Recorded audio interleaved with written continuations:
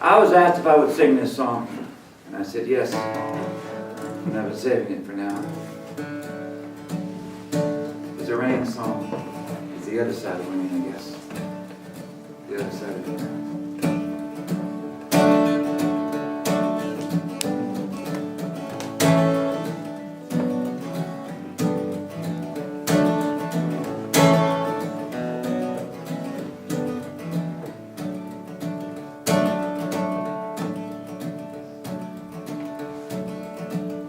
There's a donation jar on a cafe counter in a little Oregon town for the children who lost their parents when the mountainside came down. And you put in your folding dollar bill, you go along your way and you wonder to yourself, how it got to be that way, how it got to be that way. Then you see the mills and the workyards with the logs all stacked in rows, and you know it's timber country, and that's how the money flows. And you see the dark green forests 100 miles wide with their roots all intertwined, holding up the mountainside, holding up the mountainside.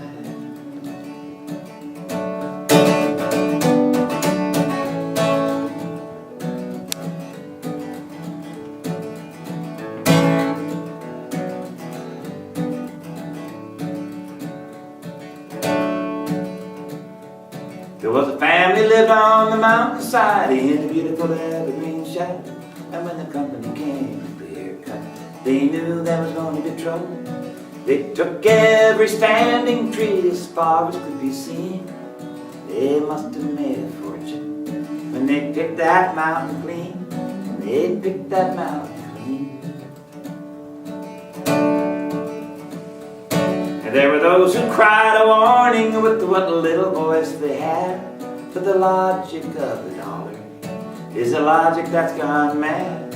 With their futures held to ransom and the axe all set to fall, they would not be satisfied until they took it all. Oh, until they took it all.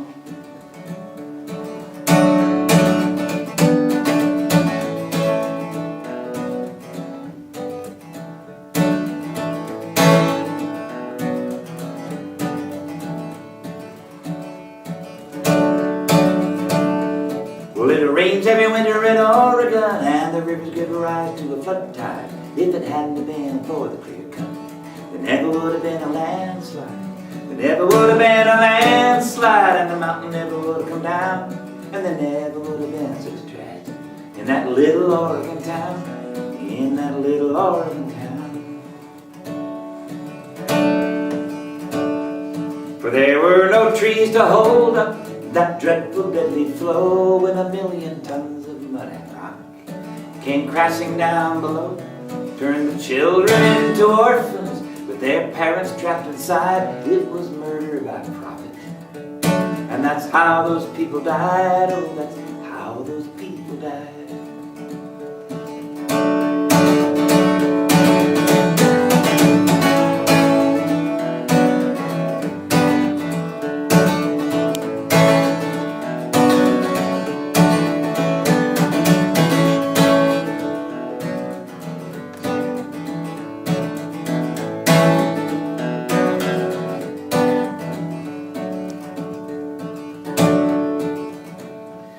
So many came to the funeral, and many tears were shed, and many words were spoken.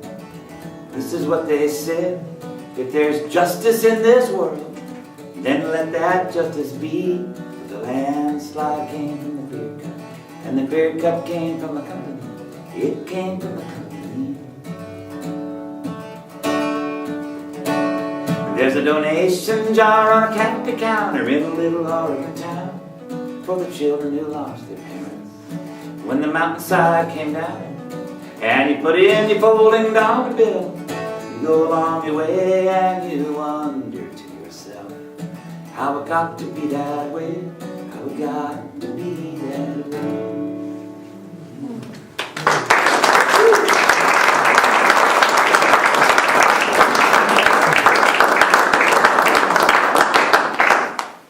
kind of sung myself into a hole, I think, but I got to do this song anyway. I would feel real bad if I didn't do it. So, I apologize if this is a bit much on the heels of each other, but that's just the way it's going to be.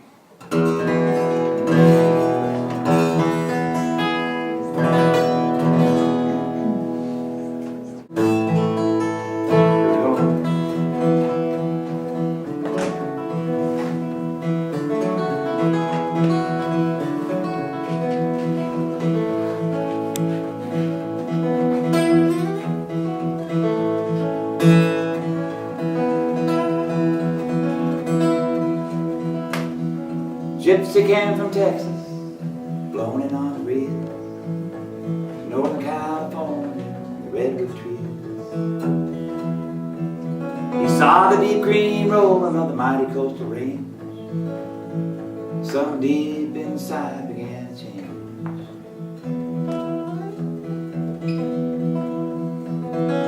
Gypsy heard the chainsaw, helicopter squall, saw the angry clear cuts where the big trees sat to fall.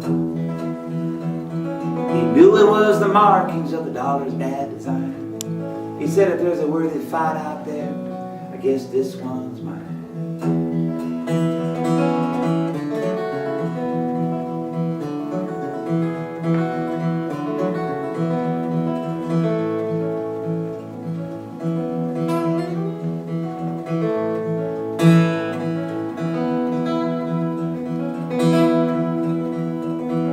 Tensions were rising in the lumber country towns.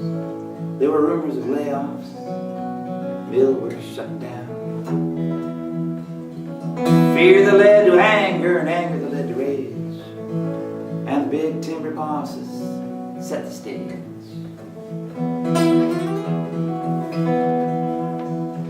Now the big timber bosses wrote $1 billion scam with a slash and burn mentality and a company called Maxam.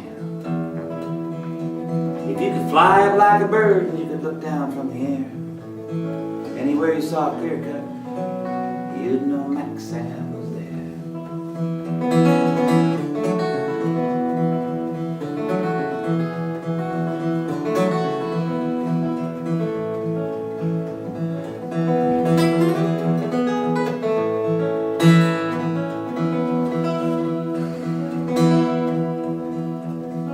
Gypsy found his family there on the North California shore, and he became a soldier in the timber wars. And he placed himself between the big trees and the chainsaw blades, and he learned to find his courage and how not to be afraid. If you ask them, they will tell you the danger of those times, threats and intimidation, violence close behind. And they will talk of law enforcement, how they use the pepper spray, and how justice isn't blind, it just looks the other way.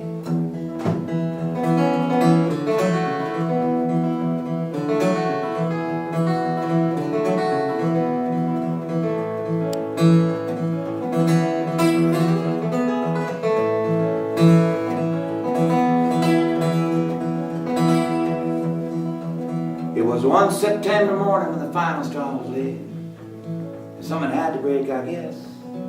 That's just how the game's played. He only meant to scare them, that's what the logger later said. Yeah, but he cut that tree and he aimed it, and Gypsy Chain was dead. Such a dreadful silence, no music can relate. Someone radioed for help. By then it was too late. A martyr for the redwoods, he was only flesh and bone. Someone would have to tell his family he was never coming home.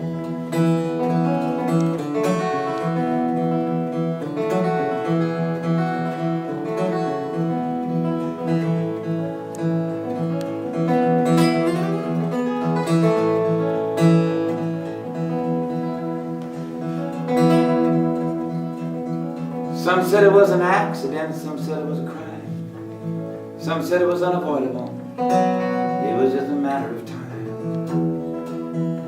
Some said to leave it up to the authorities and the facts they would compile. There was bound to be an investigation. It would just take a little while.